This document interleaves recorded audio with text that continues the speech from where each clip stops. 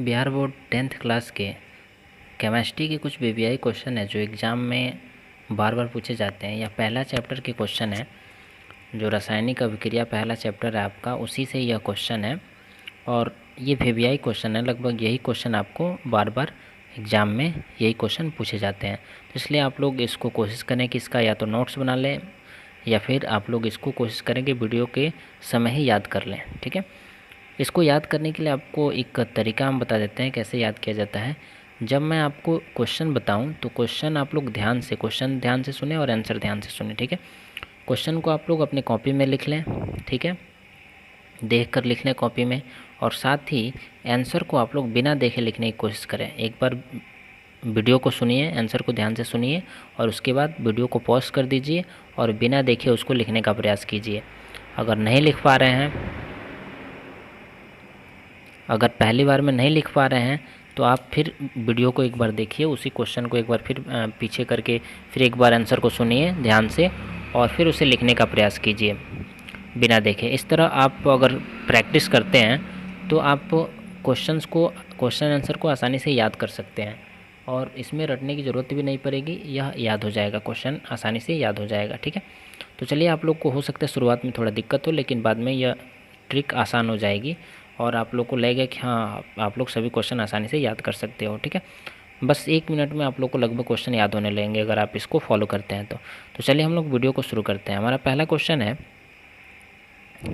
हमारा कि वायु में जलाने पर मैग्नीशियम रिबिन को साफ़ क्यों किया जाता है। वायु में जलाने से पहले जो मैग्नीशियम रिबिन होता है उसे साफ़ क्यों किया जाता है। ठीक है ना, ये शॉर्ट क्वेश्चन है, लगभग 2 नंबर या 3 नंबर में पूछे जाते हैं। ठीक है, तो देखिए, मैग्नीशियम रिबन की सतह पर उपस्थित जो मैग्नीशियम ऑक्साइड होता है, क्योंकि यह क्या होता है कि हवा से अभिक्रिया करके, हवा में जो नमी होती है उससे अभिक्रिया करके यह अति ज्वलनशील होता है और इसलिए यह क्या करता है कि हवा से अभिक्रिया करके वह उसके अपनी परत पर एक ऑक्साइड बना देता है। ठीक है, तो वही कह रहा है कि मैग्नीशियम रिबन की सतह पर उपस्थित मैग्नीशियम ऑक्साइड की सतह को साफ करने के लिए दहन से पूर्व इसे रेगमॉल से साफ़ किया जाता है। जो, या फिर हम इसको इस तरह आंसर कर सकते थे कि मैग्नीशियम जो होता है वह अति ज्वलनशील होता है और वह हवा से अभिक्रिया करके अपनी सतह पर मैग्नीशियम ऑक्साइड बना देता है। ठीक है, इसलिए उसे हवा में जलाने से पहले उसको रेमगल जो पेपर होता है उससे रगड़कर साफ़ किया जाता है। ठीक है, तो इसको ऐसे याद कीजिए, आप लोग आंसर को ध्यान से सुनिए। मैग्नीशियम रिबन की सतह पर उपस्थित मैग्नीशियम ऑक्साइड की सतह को साफ़ करने के लिए दहन से पूर्व रेमगल से मैग्नीशियम को साफ़ किया जाता है। ठीक है, चलिए आगे देखते हैं। अगला क्वेश्चन है कि संतुलित रासायनिक समीकरण क्या है। रासायनिक समीकरण को संतुलित करना क्यों आवश्यक है। ये क्वेश्चन कई बार पूछ चुका है और पूछ भी सकता है। ठीक है ना, तो संतुलित रासायनिक समीकरण वह समीकरण है जिसमें अभिकारक तथा उत्पाद दोनों ही ओर रासायनिक अभिक्रिया में भाग लेने वाले प्रत्येक परमाणु की संख्या बराबर होती है। ठीक है, जैसे कि ये देखिए, ये एक संतुलित रासायनिक समीकरण है क्योंकि इधर भी 4 हाइड्रोजन है। ठीक है, और 2 ऑक्सीजन है, और इधर भी 4 हाइड्रोजन और 2 ऑक्सीजन है। ठीक है, और इधर भी 4 हाइड्रोजन और 2 ऑक्सीजन है। ठीक है, अगला है, इसमें अगला क्वेश्चन था कि रासायनिक समीकरण को संतुलित करना क्यों आवश्यक है। तो रासायनिक अभिक्रिया के दौरान द्रव्यमान संरक्षण नियम को दर्शाने के लिए रासायनिक समीकरण को संतुलित करना आवश्यक है। ठीक है, तो रासायनिक समीकरण संतुलित रासायनिक समीकरण क्या है। इसका आंसर हो जाएगा कि संतुलित रासायनिक समीकरण वह रासायनिक समीकरण है जिसमें अभिकारक तथा उत्पाद दोनों की संख्या क्या होती है, बराबर होती है। दोनों के परमाणुओं की संख्या बराबर होती है। ठीक है, और क्यों आवश्यक है संतुलित समीकरण करना, रासायनिक समीकरण संतुलित करना क्यों आवश्यक है। तो रासायनिक अभिक्रिया के दौरान द्रव्यमान संरक्षण नियम को दर्शाने के लिए रासायनिक समीकरण को संतुलित करना आवश्यक है। ठीक है, चलिए आगे देखते हैं अगला क्वेश्चन। अगला क्वेश्चन है ऊष्माक्षेपी और ऊष्माशोषी अभिक्रिया का क्या अर्थ है, उदाहरण दीजिए। तो आंसर हो जाएगा ऊष्माक्षेपी अभिक्रिया जिन रासायनिक अभिक्रियाओं में उत्पाद के निर्माण के साथ साथ उष्मा उत्पन्न होती है उसे हम क्या कहते हैं, ऊष्माक्षेपी अभिक्रिया कहते हैं। ठीक है ना, जैसे कि उदाहरण के तौर पर हो गया कि मेथेन को जब हम ऑक्सीजन में जलाएंगे तो हमें क्या मिलेगा, कार्बन डाइऑक्साइड मिलेगा, साथ ही हमें क्या मिलेगा, जल मिलेगा और साथ ही हमें ऊष्मा मिलेगी। ठीक है ना, गर्मी मिलेगी उसमें। तो उसे हम क्या कहेंगे, उष्मा क्षेपी अभिक्रिया कहेंगे, ठीक है।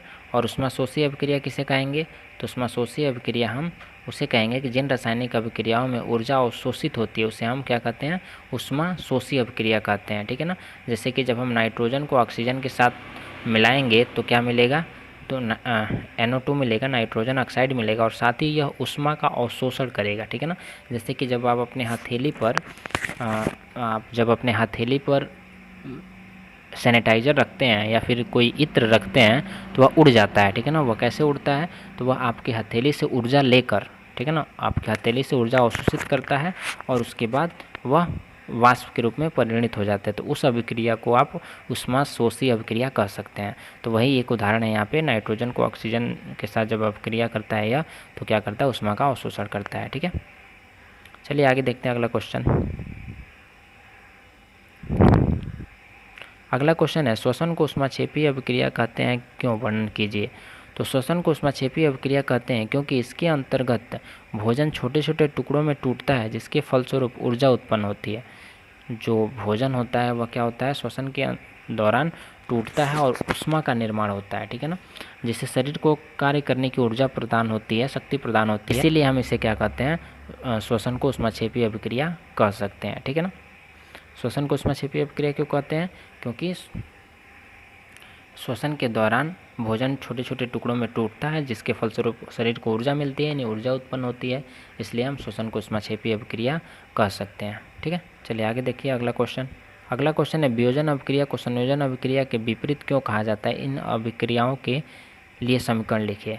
वियोजन अभिक्रिया संयोजन अभिक्रिया के ठीक विपरीत होती है, कैसे, ये भी सवाल बन सकता है। तो कैसे बनाएंगे हम इसका आंसर क्या होगा, तो वियोजन अभिक्रिया को संयोजन अभिक्रिया के ठीक विपरीत कहा जाता है क्योंकि वियोजन अभिक्रिया में एकल यौगिक वियोजित होकर दो या अधिक पदार्थ देता है, ठीक है, जबकि संयोजन अभिक्रिया में क्या होता है, दो अथवा अधिक पदार्थ संयोग करके एक पदार्थ का उत्पाद करते हैं, ठीक है ना। इसलिए हम क्या कहते हैं, वियोजन अभिक्रिया को संयोजन अभिक्रिया का ठीक विपरीत कहते हैं, ठीक है। वियोजन मतलब होता है टूटना, संयोजन मतलब होता है जुड़ना। तो वियोजन ऐसे ही देख रहे हैं आप कि यह क्या है, उल्टा है।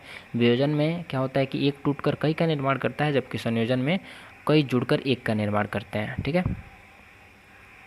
इसके ये रासायनिक समीकरण है, आप देख सकते हैं। चलिए आगे देखते हैं। अगला क्वेश्चन है कि विस्थापन और द्विविस्थापन अभिक्रिया में क्या अंतर है, इन अभिक्रियाओं के लिए समीकरण लिखिए। तो विस्थापन अभिक्रिया किसे कहते हैं, तो विस्थापन आंसर हो जाएगा कि विस्थापन अभिक्रिया जिन रासायनिक अभिक्रियाओं में एक तत्व दूसरे तत्व को उसके यौगिक से विस्थापित कर देता है उसे हम क्या कहते हैं, विस्थापन अभिक्रिया कहते हैं, ठीक है ना। जैसे यहाँ पे कॉपर सल्फेट है, जब इसको जिंक के साथ अभिक्रिया कराया जाता है तो जिंक सल्फेट बनता है, ठीक है ना। क्या करता है, या कॉपर को विस्थापित कर देता है, अलग कर देता है, ठीक है। तो इसलिए इसे हम क्या कहेंगे, विस्थापन अभिक्रिया कहेंगे, ठीक है।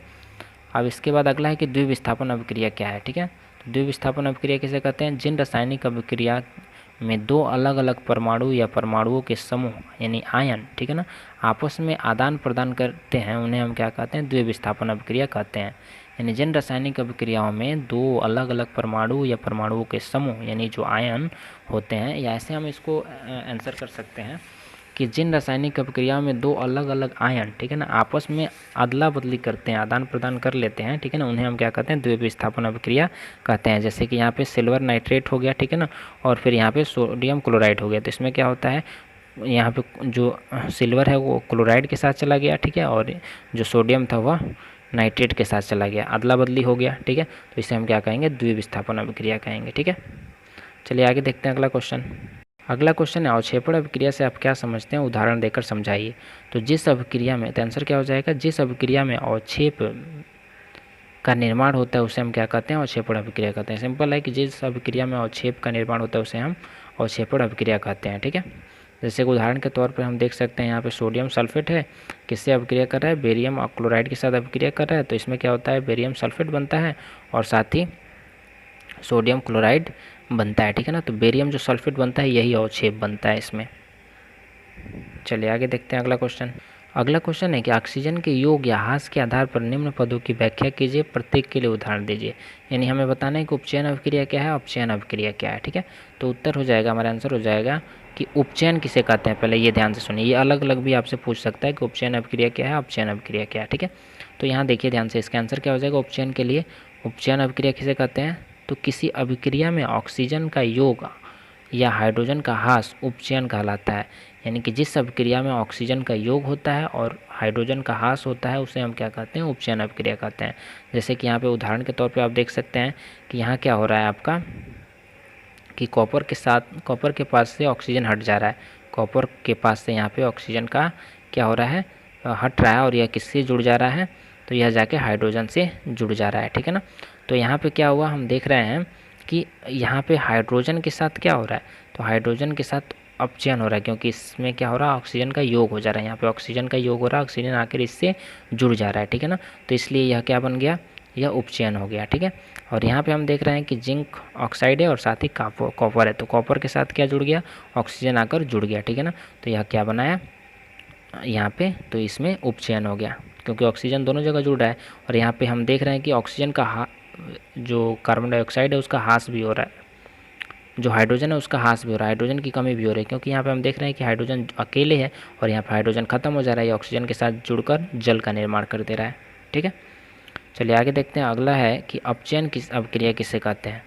तो अपचयन अभिक्रिया किसे कहते हैं? कि ऑक्सीजन का ह्रास होता था, हाइड्रोजन का योग हो। इसमें उल्टा होता है, ऑक्सीजन इसमें क्या होता है? कम होता है और हाइड्रोजन बढ़ता है, ठीक है ना। हाइड्रोजन का योग होता है। तो ऐसी अभिक्रिया को हम क्या कहते हैं? अपचयन अभिक्रिया कहते हैं। यानी अपचयन अभिक्रिया किसे कहते हैं? वैसी अभिक्रिया जिसमें ऑक्सीजन का ह्रास होता है तथा हाइड्रोजन का योग होता है, उसे हम अपचयन अभिक्रिया कहते हैं, ठीक है। जैसे यहाँ पे देख लीजिए आप, वही उदाहरण है आपका। तो यहाँ पे आप देख रहे हैं कि क्या हो रहा है? ऑक्सीजन की कमी हो रही है। यहाँ पे कॉपर के पास ऑक्सीजन था, वो चला गया, हट गया, तो यहाँ पे क्या हो गया? अपचयन हो गया, ठीक है। साथ ही यहाँ भी आप देख लीजिए, वही उदाहरण है, जिंक के साथ से ऑक्सीजन हट जा रहा है, तो यहाँ पे क्या हो जा रहा है? ऑक्सीजन की कमी हो जा रही है, यानी अपचयन हो गया, ठीक है। चलिए आगे देखते हैं अगला क्वेश्चन।